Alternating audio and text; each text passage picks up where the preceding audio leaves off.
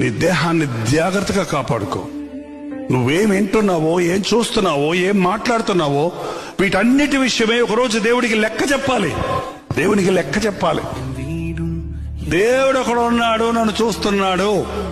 దేవుడు ఒకడున్నాడు, నేనేం విత్తుతున్నాను అది కోస్తాను. దేవుడు ఒకడున్నాడు, ఆయనకి నేను లెక్క చెప్పాలి అనే దైవ భయం లేదు. దేవుని భయం మనం కలిగి ఉండాలి. దేవుని భయం అంటే నన్ను దేవుడు ఎంత ప్రేమించాడు, నేను ఇది చేస్తే నా దేవుడు బాధపడతాడేమో అనే భయం.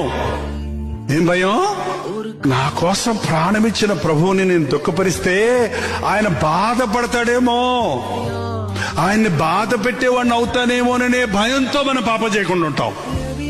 ఆయన బాధపడతాడు, బాధ పెట్టకూడదన్న భయంతో మనం సాతానికి చోటు ఇవ్వకుండా ఉంటాం. అది దైవ భయం అంటే.